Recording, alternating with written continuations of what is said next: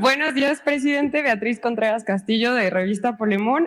Bueno, en los últimos días ha estado usted denunciando este informe que emitieron en el Departamento de Estados Unidos, el cual pues se ha hecho crítica, y también señalaron en este informe, entre muchas otras naciones, a Cuba, y dijeron que violaban los derechos humanos. Aquí lo que sorprende es que pues el bloqueo a Cuba es en sí mismo una violación a los derechos humanos del pueblo cubano, y que afecta a la economía de millones de personas que viven en la isla. Un bloqueo que, por cierto, ahora también ha roto estas barreras y ha traspasado también a lo digital. En Cuba no pueden abrir muchas aplicaciones y no pueden pues acceder a muchos espacios que existen en Internet, no por un impedimento del gobierno cubano, sino por las corporaciones de estas aplicaciones, que no permiten que sean abiertas o que se descarguen en estos puntos. ¿Qué piensa de que este informe de Estados Unidos, por un lado, condena pues estas supuestas violaciones a derechos humanos, sobre todo en países con gobiernos progresistas, pero que omite condenar actos como el bloqueo a Cuba y demás agresiones que se han dado en la isla? Bueno, ya hablé sobre eso. Solo comentar que hay mucha hipocresía en todo esto. Y yo creo que aplica la frase bíblica de que ven la paja en el ojo ajeno y no la viga en el propio. Ya hemos hablado bastante sobre este tema. Desde luego estamos en contra del bloqueo a Cuba. Lo consideramos una flagrante violación a los derechos humanos.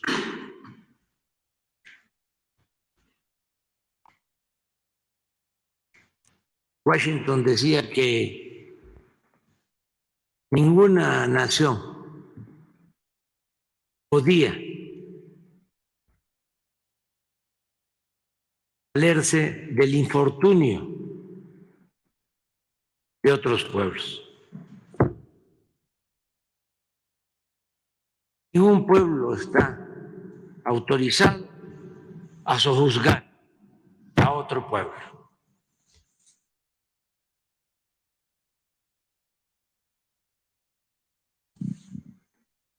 Pero es un doble discurso, es una doble moral. Mucho engaño, mucha mentira, muchas falsedades, muchas calumnias. Es una etapa decadente.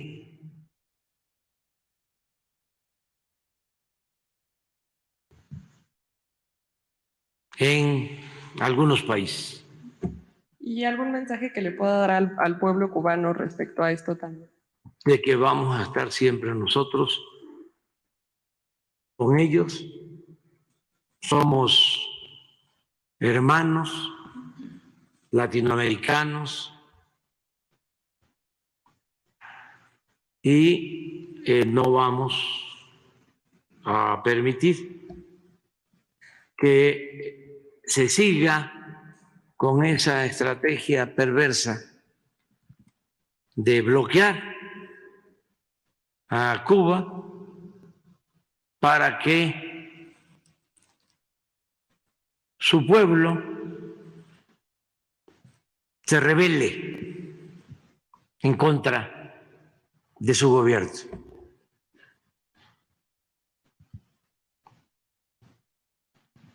Nada más que el pueblo de Cuba ha demostrado ser un pueblo digno.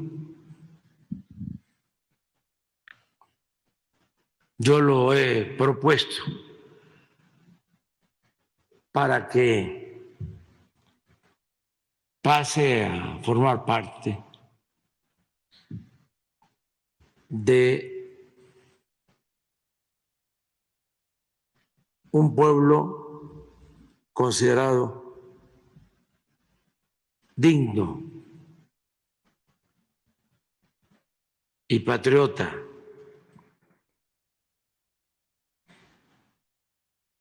Que forme parte del patrimonio de la humanidad por su humanismo y dignidad, por su resistencia. Porque imagínense, más de 60 años. Podemos estar de acuerdo o no, pero han sabido hacer valer su independencia, su soberanía.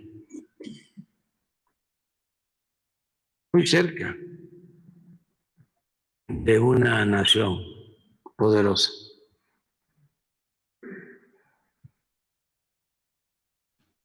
Y ojalá y cambie la política en Estados Unidos. Es obsoleta esa política exterior. Todavía se inspira en lo que se conoció como el destino manifiesto, de que había un grupo, una población, que por mandato divino podía dominar a los pueblos. Luego viene la doctrina Monroe, América para los americanos. Desde el enunciado principal. América es un país, no es un continente.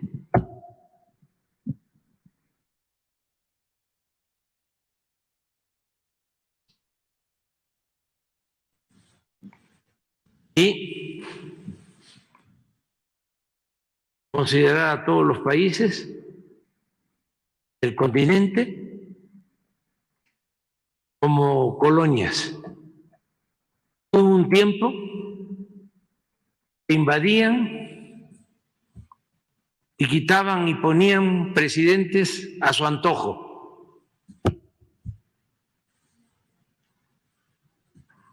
México ha tenido una política exterior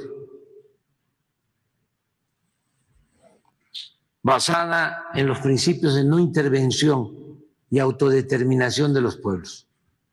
Y eso está en nuestra Constitución, en el artículo 89. Y siempre México ha actuado de manera consecuente. Lo hizo cuando el presidente Cárdenas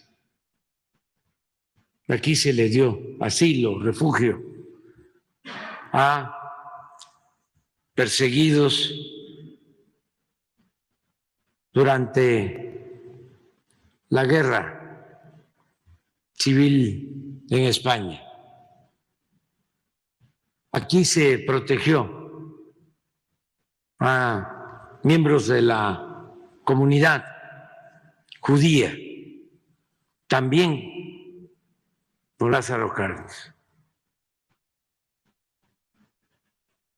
México, Gilberto Bosque, gran embajador mexicano, ejemplo de lo que tiene que ser un buen diplomático. México fue el único país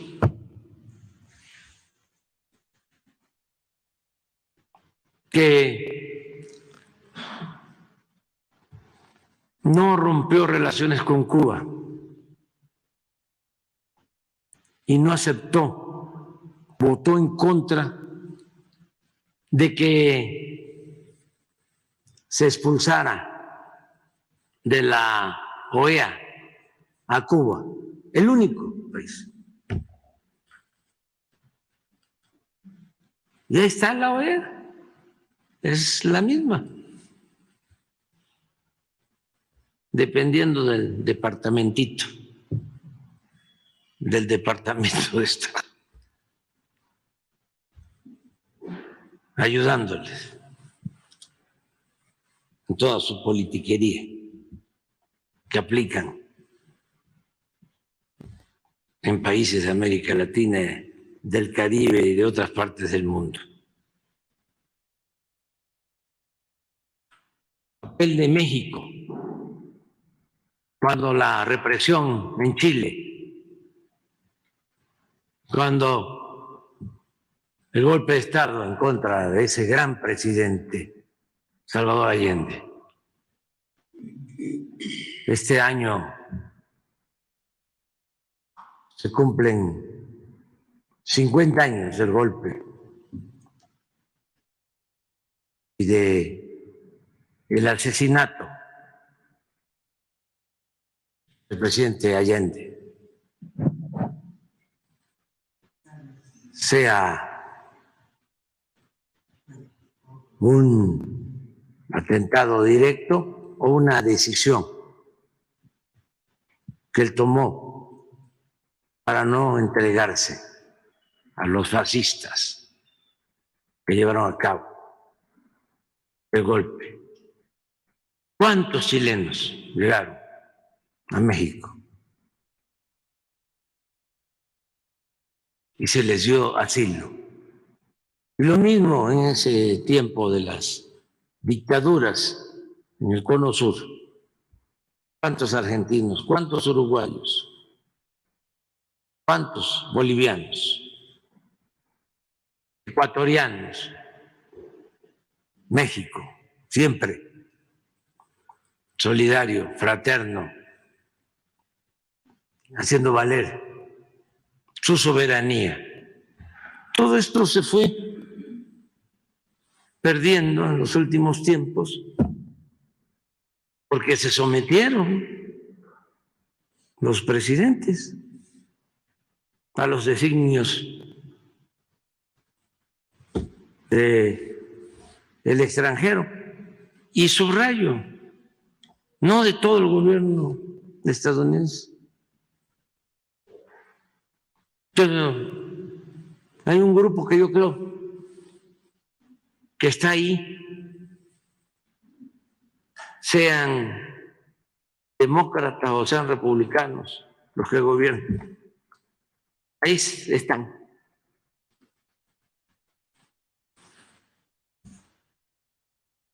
Siempre.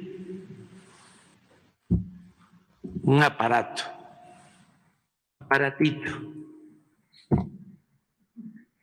del departamentito, del departamento,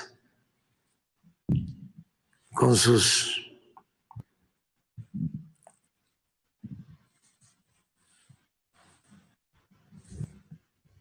agencias.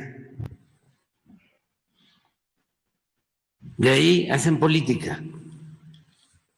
Y de ahí se ponen de acuerdo con Claudio X González y con Denise Dresser y con Sarucán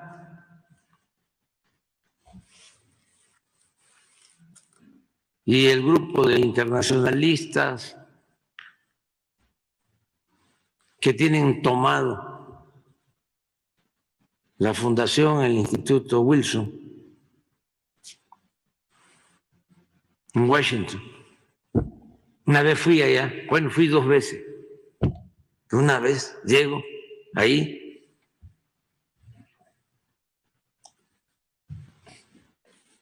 puro conservador, defensores de las privatizaciones. Bueno, creo que ese instituto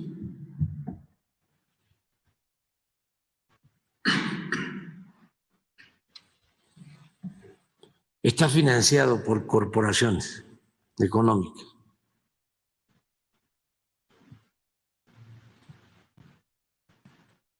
ya la última vez que fui, dije, no regreso.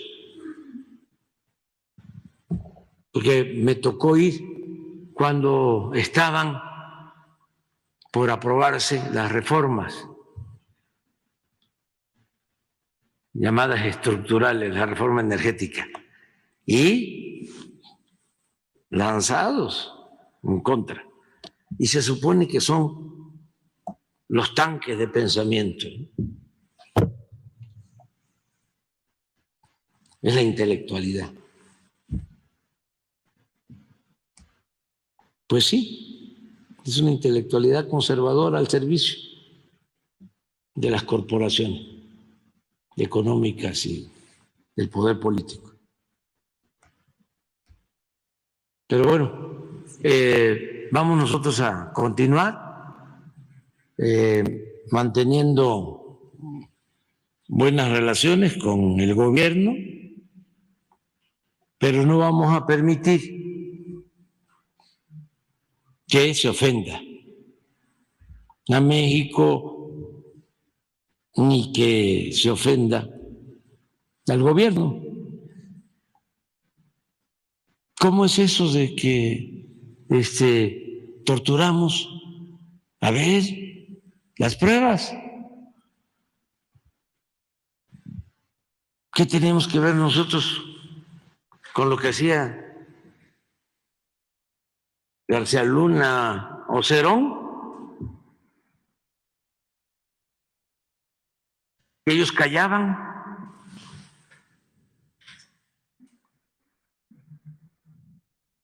¿Cómo es eso de que hay masacres? ¿Cuáles?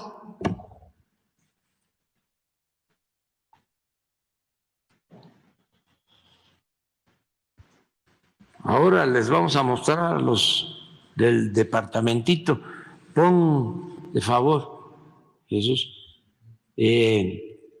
la gráfica de letalidad. A ver, ¿qué decían ellos cuando esto sucedía? Pero además, ¿no estaban ellos involucrados en esto?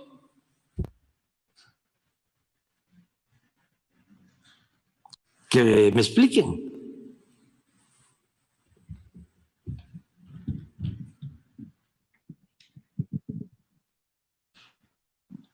Esto es lo que sucedió de 2006 al 2012.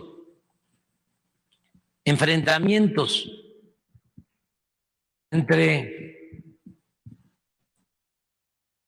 Fuerzas Armadas y otras corporaciones del Estado contra integrantes de la delincuencia organizada. Aquí están los años: 6, el 7, el 8. Aquí llega el Calderón. Si vemos esto, nos da una idea de que no habían enfrentamientos.